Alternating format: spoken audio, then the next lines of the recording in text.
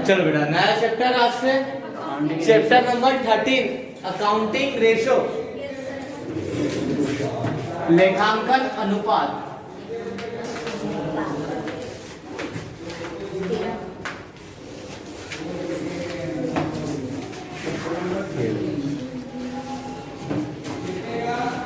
Actually ये भी analysis का एक पार्ट है। हम विश्लेषण कर रहे थे ना, एनालिसिस ऑफ फाइनेंशियल स्टेटमेंट। वहां पे हमने कंपैरिजंस के थ्रू क्या करा, स्टेटमेंट के थ्रू हमने क्या करा था, एनालिसिस करा था। अब यहाँ पर हम स्टेटमेंट नहीं बनाएंगे, किसी प्रकार का कोई विवरण तैयार ना करते हुए इससे क्या बताएंगे, रेशो में बताएंगे। रेशो तो पता है ना ये, मतलब यहाँ पर भी हम कंपेयर ही कर रहे हैं, असेट्स लायबिलिटीज इसमें कंपेयर कर रहे हैं, बट रेशो के थ्रू कर रहे हैं। हाँ बेटा देखो, रेशो मीनिंग, रेशो क्या बताता है, रिलेशन बताता बिटवीन टू, है ना, अकाउंटिंग फिगर्स के बीच में दो लेखांकन मदों के मध्य अनुपातिक संबंध को बताने वाले को ही हम क्या कहते हैं, मतलब तुलनात्मक अध्ययन करने वाले को ही हम अनुपात कहते हैं। कंपेयर करना है यहाँ पर, बट इस बार हम किस पे कर रहे हैं, रेशो के थ्रू कर रहे हैं। तो यहाँ पर भी हमें एनालिसिस ही करना है, लेकिन इस बार हमें क्या करना है, इसका रेशो निकालना है।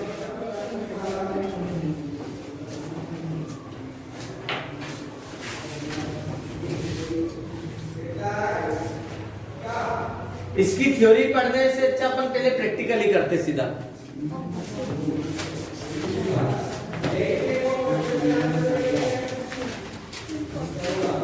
इसमें सबसे पहला रेशो आता है लिक्विडिटी रेशो।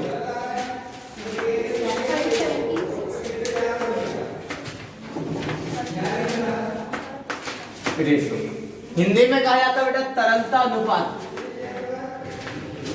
तरलता अनुपात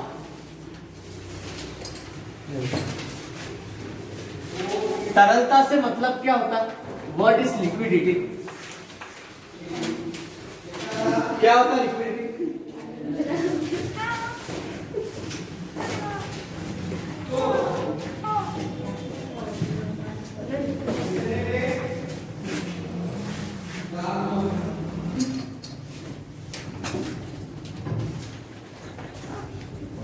लिक्विडिटी का मतलब होता है तरलता, जहां पर हम किसकी बात कर सकते हैं, है ना, यहाँ पर पता किया जाता है कि कंपनी की पेइंग कैपेसिटी क्या है, भुगतान करने की क्षमता के बारे में पता किया जाता है। इसके अंदर हम मेनली तीन बनाते हैं रेशो। सबसे पहले हम इसमें तीन रेशो की कैलकुलेशन करेंगे। इसके अंदर आएगा पहले नंबर पे करंट रेशो, इसे बोलते हैं हिंदी में चालू अनुपात।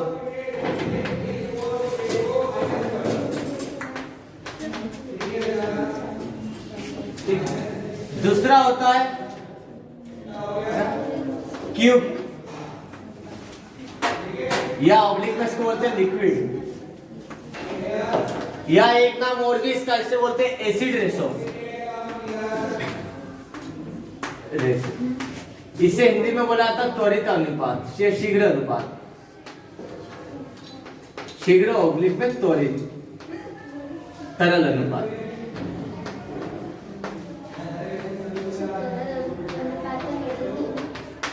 बेटा तरल नहीं, वो लिक्विडिटी है, तरलता लिखा होगा उस पे। तो इन दोनों में डिफरेंस क्या है? आप अभी पढ़ेंगे ना अपन, इन दोनों में क्या डिफरेंस है, ठीक। और वैसे दो ही आते हैं इसमें, दो ही है, ठीक है। तो बेटा इसके अंदर हमें दो देखना, मतलब यहाँ पर ये देखना है हमें कि कंपनी के पास कितना कैश अवेलेबल है, एक साल के अंदर कितनी असेट्स है जो कैश में कन्वर्ट होकर हम इमीडिएटली लायबिलिटीज का पेमेंट कर सकते हैं, ठीक है। अब इसके अंदर हमें क्या क्या सबसे इंपॉर्टेंट, सबसे पहले हम देखते हैं करंट रेशो।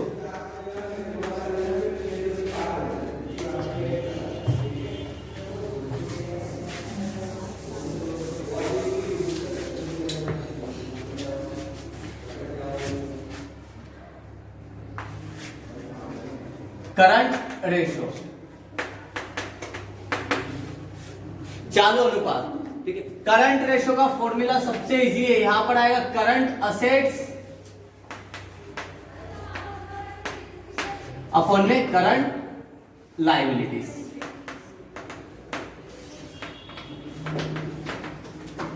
चालू संपत्तियां बटे में चालू दायित्व। क्या होती current assets? What is current assets? एक साल केस में अरे क्या फिक्स असेट्स का एक ही डेफिनेशन बोल रहे हो? What is current assets? Current assets क्या होती है? चालू संपत्तियां क्या होती है? सर एक साल के अंदर दी जाए बस करंट वसूली हो जाएगी एक साल के अंदर। ठीक है, हाँ सही है सर। वो सभी असेट जो एक साल के अंदर कैश में कन्वर्ट हो जाती है करंट असेट्स कहलाती है। एक बिजनेसमैन को यह पता हो कि उसके पास कौन कौन सी असेट्स है जो एक साल के अंदर किस में कन्वर्ट हो जाएगी? कैश में कन्वर्ट हो जाती है, करंट असेट्स होगी। क्या है करंट असेट्स? कौन बता सकता है? एक भी छूटे नहीं। करंट असेट्स के example cash in hand, cash at bank, हाँ मटेरियल स्टॉक बोल दो सीधा। स्टेशनरी एक्सपेंस में जाएगा। बिल्स रिसीवर्स और debtors prepaid expenses, accrued income, prepaid expenses, ये सब क्या है हमारी करंट असेट्स। अगर बेटा ये याद नहीं होगी तो फॉर्मूला लगा नहीं पाओगे, ठीक है? बिना इसके फॉर्मूला नहीं हो पाएगा। तो एक मैं आपको हिंट दे देता हूं, 11 पे दी थी CBD, C for, cash bank debtors, S मतलब स्टॉक, फिर आया SI short term investment, short term I से इन्वेस्टमेंट, पी से prepaid expenses, accrued income, receivables, bills receivables. तो सबसे पहले कैश अकाउंट,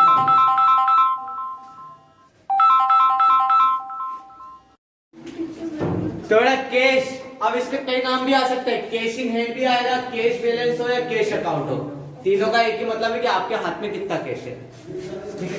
दूसरा आता है कैश या कैश इन हैंड, लिख ही देता हूं कैश इन हैंड, आपके हाथ में कितना कैश है, इसको कैश अकाउंट के नाम से भी जानते हैं। कैश एट बैंक, आपके बैंक में कितना पैसा है, बैंक बैलेंस, इसको बैंक अकाउंट के नाम से भी जानते हैं। तो समझ आना, कैश बैंक, सी बी हो गया, डी मतलब डेटर्स, डेटर्स कौन होंगे बेटा? लेनदार बोलते, हिंदी में मत बोलो, तुम इंग्लिश में समझो, ठीक है?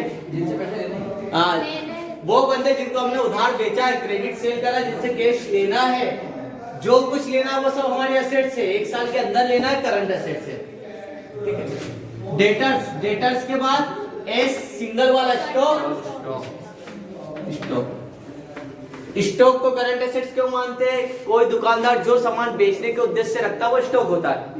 अब दुकानदार के पास बुक रखी, उसको ये संभावना तो रहती है कि एक साल के अंदर एक कॉपी बिक जाएगी, और एक कॉपी बिकेगी तो इसके बदले में मुझे कैश मिल जाएगा। तो ये सारा स्टॉक दुकानदार के पास जो कुछ रखा है, ऐसा अनुमान लगा लिया था कि एक साल के अंदर कैश में कन्वर्ट हो जाएगा, इसलिए स्टॉक क्या है? Current assets. फिर S I short term investment, छोटे मोटे इन्वेस्टमेंट बिजनेस के जो इसी साल कैश में कन्वर्ट हो जाएंगे, इन्वेस्टमेंट। पी मतलब prepaid expenses,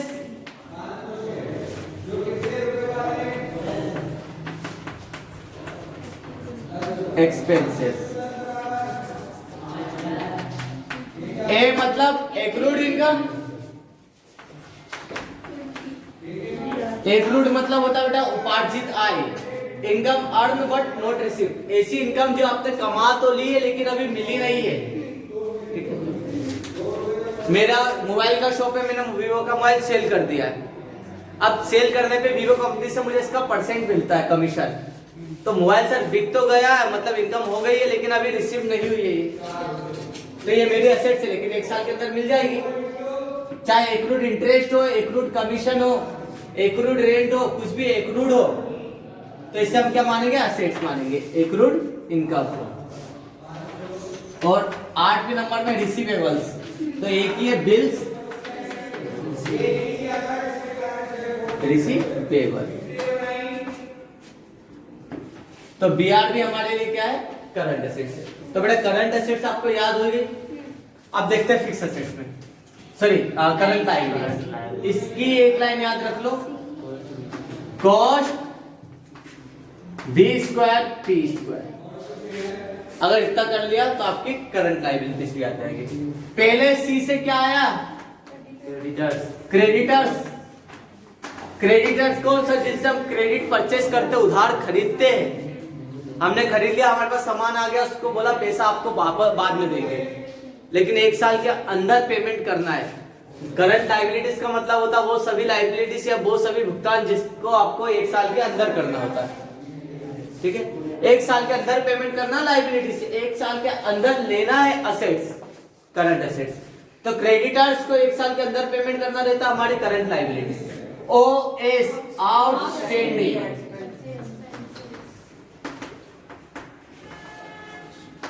standing expenses. Outstanding का मतलब होता है बकाया। क्या होता है? बकाया है मतलब कोई राशि बाकी है। ठीक, मतलब खर्चा देना, मतलब एक्सपेंस हो गया है लेकिन दिया नहीं है। जैसे लाइट का बिल आ गया है तो आप क्या बोलोगे? सर ये आउटस्टैंडिंग है, मतलब बिल आ गया है, हमने यूज कर ली, लाइट ये देना है, 1 साल के अंदर दे दोगे तो ये क्या आपके लिए करंट लायबिलिटी देना है। तो आउटस्टैंडिंग सैलरी है, आउटस्टैंडिंग रेंट है ना, आउटस्टैंडिंग टेलीफोन का बिल है, आउटस्टैंडिंग कमीशन है, आउटस्टैंडिंग इंटरेस्ट है, कितने भी नाम आ सकते हैं। आउटस्टैंडिंग का मतलब पता होना चाहिए आपको, बकाया है ना, बाकी है। आउटस्टैंडिंग के बाद शॉर्ट टर्म लोन, फिर एसटी। यहां पर चाहे एसआई या यहां पर एसआई, दोनों में डॉट डॉट लगेंगे। ठीक है, एसटी मतलब शॉर्ट टर्म क्या है? लोन।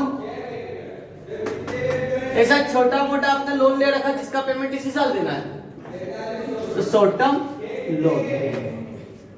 करंट क्या है? लायबिलिटीज। बी 2 बार बिल्स पेबल, बिल्स पेबल वो बिल्स जिसका पेमेंट आपको इसी साल करना है, बिल्स पेबल्स। और एक बी का मतलब होता है 2 लाइनें स्क्वायर करा मैंने, मतलब बी 2 बार आएगा। बैंक ओवरड्राफ्ट मतलब बैंक का माइनस बैलेंस। पी 2 बार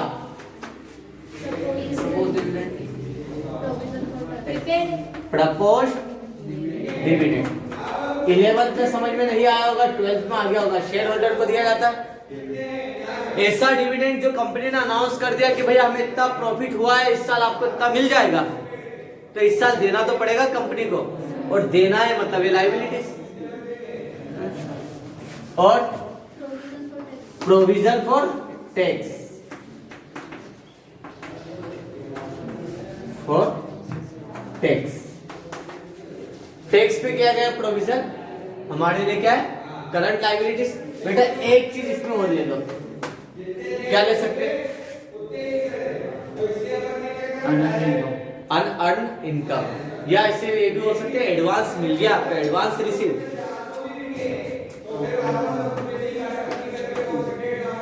एडवांस या ऑब्लिक में अनअर्न्ड इनकम, ऐसी इनकम जो आपने कमाई नहीं फिर भी आपने किसी से ले ली। लाइक आप कहीं पे जॉब कर रहे हो, वहां पे आपने एडवांस सैलरी लेके आ गए, कि 5,000 आप एडवांस लेके आ गए, तब आपकी लायबिलिटी है ना कि बॉस को आप 5,000 का काम करके दे। ठीक है, अगर मैं कंपनी, अगर मुझसे कॉल से एडवांस, शेयर होल्डर ने मुझे एडवांस पेमेंट दे दिया, तब मेरी तो लायबिलिटीज बन गई ना। आपने किसी से भी पहले एडवांस पेमेंट ले लिया, इट मींस क्या? लायबिलिटीज। कुछ बच्चे ने अगर मुझे एडवांस फीस दे दी तो अब मेरी लायबिलिटी से उनको पढ़ाऊं, ठीक है, वो क्या हो जाएगी? मेरी लायबिलिटी। और कुछ बच्चे से जिनको मैंने पढ़ा दिया लेकिन फीस मिली नहीं, अब वो मेरी एसेट्स है, क्योंकि मैं पढ़ा चुका, मेरी इनकम अर्न हो चुकी है, बट अभी रिसीव नहीं हुई है। तो असेट्स पे क्या हो जाएगा? इक्रूड इनकम। और जिन्होंने एडवांस दे दिया वो मेरे लिए एडवांस रिसीव या अनअर्न्ड इनकम होगी। ये दोनों एकदम परफेक्टली आपको आना चाहिए। अगर ये दोनों आते तो ये हो गया ना। और मोस्टली चांसेस है एग्जाम में करंट ऐसे रेशियो ज्यादा पूछता है। इसके बाद बेटा एक और लिख लो, एक आइडियल करंट रेशियो कितना होता है? आइडियल रेशियो कितना होता है? 2:1। आदर्श अनुपात है। कोई सा भी बिजनेसमैन सोचता है कि हमारे लिए आइडियल रेशियो क्या होगा? 2:1।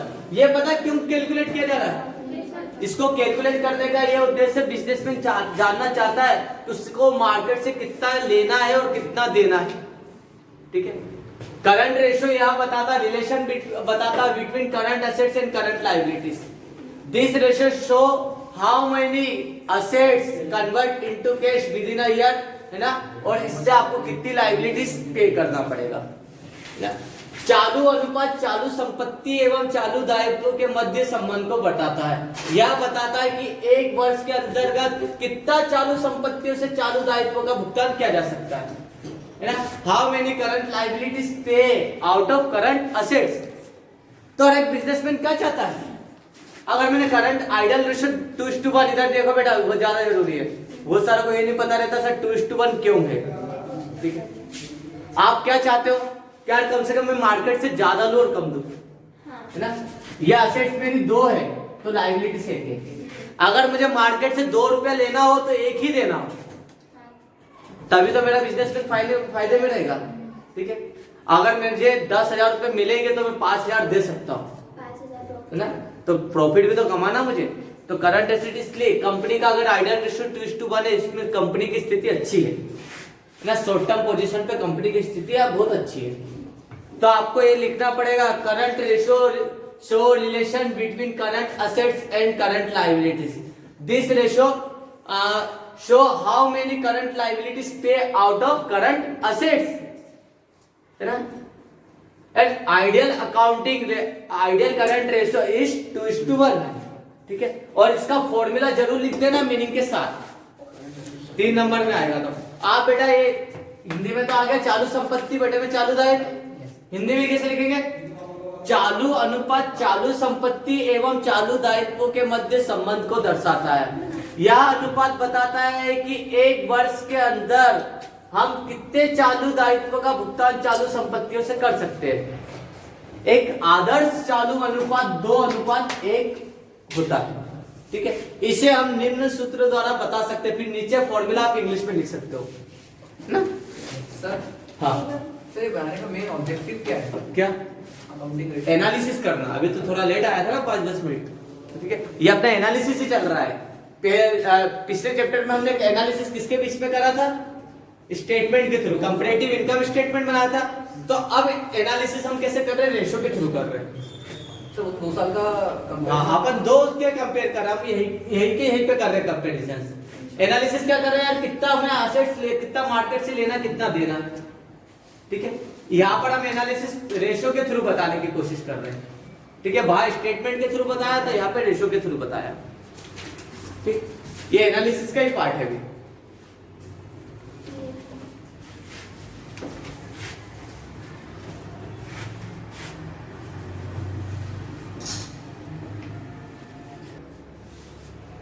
हो गया बेटा, जल्दी करो।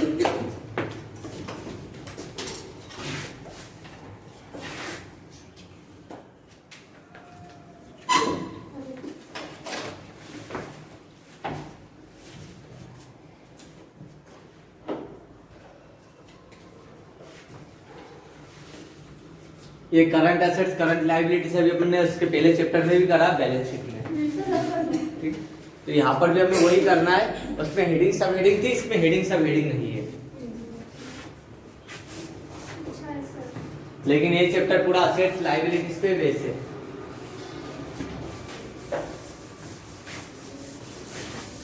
अब निकालो क्वेश्चन नंबर फर्स्ट। निकाल दिया। ये निकालो ना करंट रेशियो। अरे हाँ, एक मिनट। क्वेश्चन नंबर फर्स्ट,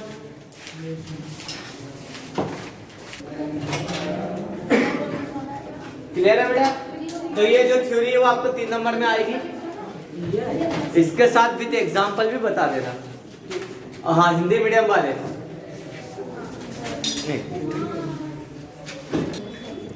चलो बेटा, क्वेश्चन नंबर फर्स्ट निकाल लो। हालांकि मुझे कराने की जरूरत नहीं होनी चाहिए, आप खुद ही कर सकते हो। क्या लिखा इसमें, कैलकुलेट करना current ratio from the following. नीचे दी गई सूचनाओं के आधार पर चालू अनुपात ज्ञात कीजिए। Question number first, English medium, page number कितना है?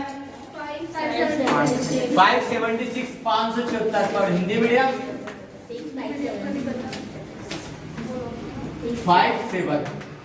सबसे पहले हेडिंग डालेंगे आप कैलकुलेशन ऑफ करंट रेशियो। ठीक है, simple heading calculation of current ratio. यहां पर तो वो सिंपल था, current ratio is equal to current assets current liabilities. हमें केवल असेट्स से मतलब है, करंट असेट्स से फिक्स होगी नहीं लेंगे। ठीक है, केवल करंट असेट्स को देखना और केवल करंट लाइबिलिटीज को ही देखना है। आप देखो इसमें ऑलरेडी शेयर कैपिटल हमारी करंट लाइबिलिटीज नहीं है। ठीक है, लॉन्ग टर्म लॉस हमारी नॉन करंट लाइबिलिटीज है। करंट लाइबिलिटीज ऑलरेडी दे रखी उसने और करंट असेट्स भी दे रखी, तो हमें दो ही लेना है, बाकी तो कोई ध्यान नहीं देना है। करंट एसेट्स हमारी कितनी 4 लाख। हाँ सर, और करंट लायबिलिटी से 2.5 लाख 50 लाख। ठीक है, चलो काट लो इसको पहले। 4 0 से 4 0 कटा है, 5 8 40 55 25 5 एकम 5 बचा 3 30 हो गया, 5 से 30। तो भैया ये आ गया हमारा 1.6:1।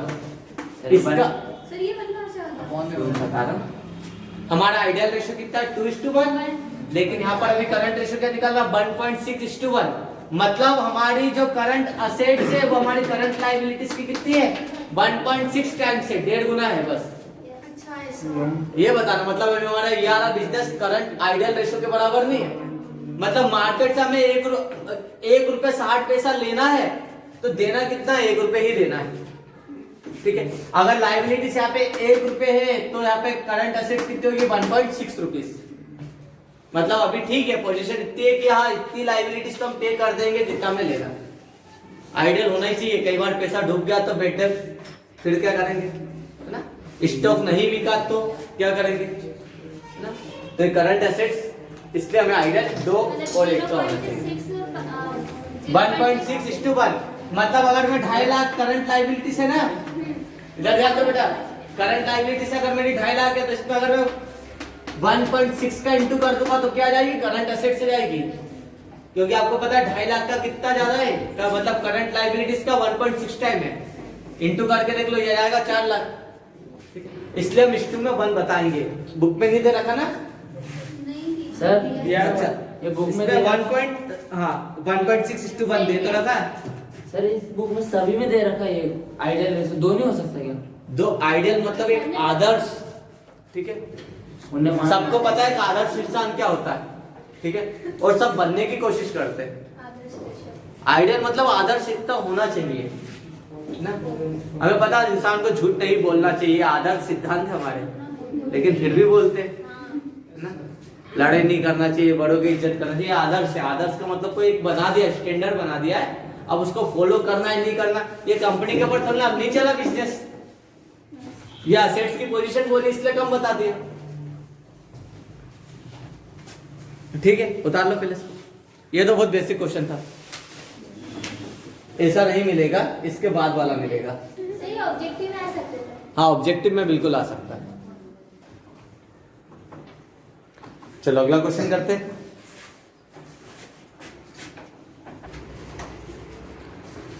बेटा question number 2।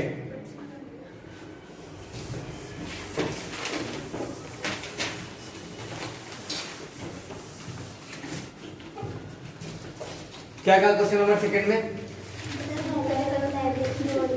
From the following information calculate करना है, करंट रेशियो करना है। तो ये है आपके लेवल वाला क्वेश्चन और ये मिलता है एग्जाम में 4 नंबर में। अगर आपको पता है करंट एसेट्स वो है तो उसको लेंगे, लायबिलिटीज करंट लायबिलिटीज पता है तो लेंगे। स्टॉक क्या है हमारे करंट एसेट्स, क्रेडिटर्स लायबिलिटीज है current liabilities, debtors current assets, bills payables current liabilities, bills receivables current assets, bank का overdraft liabilities current, cash in hand cash at bank दोनों करंट एसेट्स है। ये कर लिया तो निकल जाएगा। चलो निकाल लेते हैं पहले करंट रेशो। करंट रेशो बता दो क्या है। करंट एसेट्स अपॉन में करंट लायबिलिटीज। अब 4 नंबर में कैसे प्रेजेंट करना वो देखो। पहले प्रॉपर्ली हेडिंग तो जाए, हेडिंग जरूर लिखना। सबसे पहले आप देखो क्या लिखा इस पे, स्टॉक। करंट एसेट से ऊपर लिख दो, फिर प्लस डेटर्स ऊपर आएगा। अरे लाइन से बोलते हो ना, स्टॉक उसके नीचे क्रेडिटर्स है तो क्रेडिटर्स को नीचे लिख दो। क्रेडिटर्स के बाद डेटर्स लिख दिया। बिल्स पेबल्स करंट लायबिलिटी से, बिल्स रिसीवेबल्स ऊपर आएगा। लाइन से बोल रहा हूं ना। बैंक ओवरड्राफ्ट नीचे आएगा। बैंक ओवरड्राफ्ट, फिर क्या है कैश एट बैंक, यहाँ पर बैंक कर दो और यहाँ पर कैश कर दो। ये हो गया बेटा करंट एसेट्स अपॉन में करंट लायबिलिटीज। स्टॉक कितने का? 50,000 का स्टॉक है। प्लस लाइन से बोलते हो, फिर इसके नीचे क्या था? क्रेडिटर्स कितने का? 60,000 का क्रेडिटर्स। डेटर्स से 40,000 के। बिल्स पेबल्स भी 40,000 का। फिर बिल्स रिसीवेबल्स 10,000 का। बैंक ओवरड्राफ्ट 4,000 का। कैश एट बैंक 4,000 का कैश एट बैंक और कैश 30,000 का कैश इन हैंड। आ गया सब? प्लस करो 1,00,000 ठीक है 34,000। 1,34,000 के एसेट से, वो एसेट से जो हमारी कैश में कन्वर्ट हो जाएगी। और यहाँ पर 1,04,000। अब काट लो बेटा, 3 0 से कटा। अब किससे कट रहा है? 2 से। 2 पंजे 10, 2 दूना 4, 2 छंग 12, बचा 1, 2 से 14। 52 डिवाइडेड में 67 डिवाइडेड में 52। अब इसको कैसे सॉल्व करें? देख लो, नहीं हो पाता ना बहुत सारा। इतना ही किया। अब चलो जैसे बचपन में कर रहे थे वैसे कर लो। 67 डिवाइडेड बाय 52। 52 का टेबल 2 दूना 4, 2 6, 2 चौक 8, 2 पंजे 10, 2 छंग 12, 2 से 14, 2 है 16, 18। इस मेथड से करोगे। अब ये प्रैक्टिस नहीं हो सकोगी। 5 दूना 10, 5 3 15, 5 चौक 20, 55 25, 5 7 30, 5 7 35, 5 8 40, 5 9 45, 5 9 50 और 2 52। टेबल बन गया। चलो 52 1 टाइम्स में कितना? 5 और 1 15। पॉइंट लगाया 0 आया। 150 नहीं आता, 156 आया। 104 कितनी बार में? 2 बार में। माइनस करा 46 कितना आ रहा है? 6 और 4 46। 0 लगाया 460 नहीं आता, कितना आ रहा है? 416। कितनी बार में? 8 बार में आ रहा है। यहां तक लेना ही पड़ेगा क्योंकि 416 8 बार तक आ गया। माइनस करो 4 और 4 44, 0 कर दो। 440 नहीं आता, 416 8 बार में। बेटा इसको 88 राउंड ऑफ में कितना कर सकते हैं? 9 कर सकते हैं। 29 मतलब यहाँ पर हमारा एक्चुअल सही रेशो क्या? 1.29:1। बुक में क्या दे रखा है?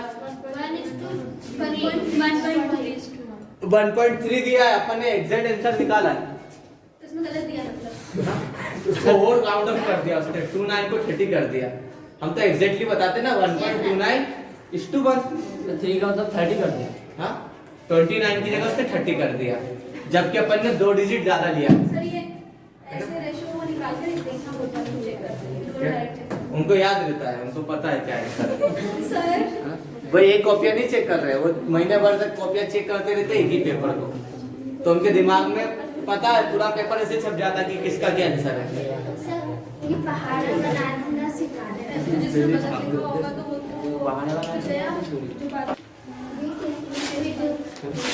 बेटा क्वेश्चन नंबर 3 अभी नहीं करवा रहे क्योंकि इस पे लिखा है from the following information calculate the liquid ratio. Liquid नहीं, अभी हमें करंट की तो प्रैक्टिस कर ले।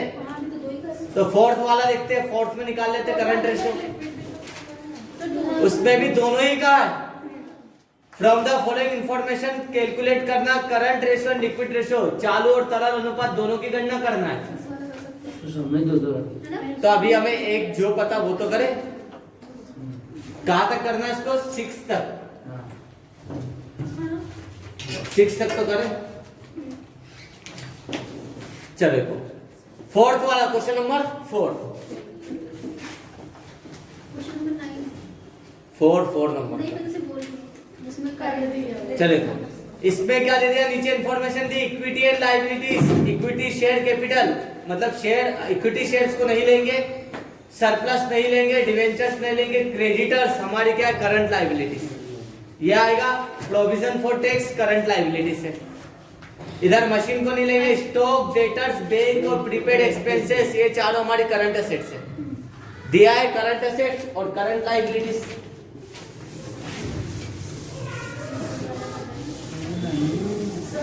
हाँ लिक्विड वाले में बता दो ना, क्योंकि इसके बाद सारे क्वेश्चन में लिक्विड वाले भी हैं। अरे पहले हम एक पे प्रैक्टिस तो कर ले। पर ये वापस पढ़ेगा। बहुत छोटा है, वापस क्या करना पड़ेगा? एक कैलकुलेशन और बढ़ाना है इसमें।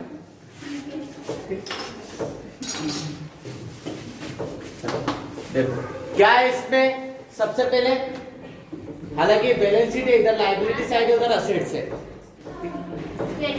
क्रेडिटर्स और बिल्स क्या? Provision for tax, creditors and provision for tax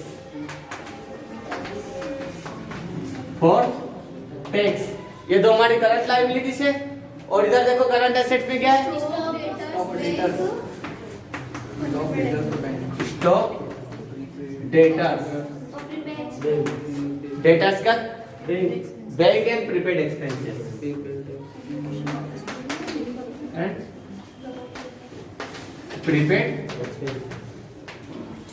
expenses. चलिए करंट लायबिलिटीज में क्रेडिटर्स कितने हमारे? 29,400 29,400। इंग्लिश में बोल लो, निहारी हिंदी तो। और प्रोविजन फॉर टैक्स 10,600 10,600। स्टॉक 17,000 का स्टॉक है। डेटर्स 11,000 के। बैंक कितने का? 3,280। 4,720। अब ऐसे नंबर देख के घबरा जाते कि सर परसेंट कैसे निकलेंगे। सब तो निकल जाते, निकालने वाले तो हो। चलो इधर ध्यान रखो, पहले 10-10 हजार वाले देख लो। 10 और 10 20,000। हजार वाले 7 और 1 8 और 3 11 और 4 15,000। ठीक है, अब इसको देख लो। 7 और 2 9 100 और 100 1,000। तो यहाँ का टोटल हो गया 36,000 और नीचे का टोटल 40,000। काट दो 3 0 से 3 0। अभी भी 4 से कट रहा। 4 नंबर की 36। अभी भी कट रहा है, 1 0 गया, पॉइंट लग गया। मतलब यहाँ पर क्या 0.9:1। बिजनेस बहुत बुरी स्थिति में, क्योंकि देना 1 रुपए और मिलेगा कितना मार्केट से? 90 रुपए 90 पैसे। मतलब सर करंट लायबिलिटीज 40,000 हमें मार्केट में देना और लेना कितना? 36,000 ही।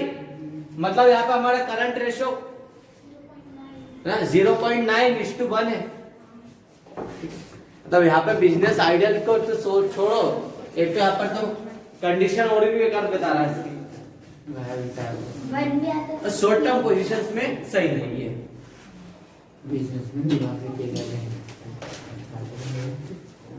इसमें दे रखा करंट रेशो 9 है ना, 9:10 दे रखा है। अपन ने और इसको क्लियर बता दिया ना। दो डिजिट पे नहीं हमने 0.9:1 बताया। अरे ये रहा। क्वेश्चन नंबर 4 था ना ये? हाँ सर। थर्ड डाल दिया। एक पेज नंबर भी पेज बढ़िया। नंबर 577 577 यहाँ पे 658 होगा।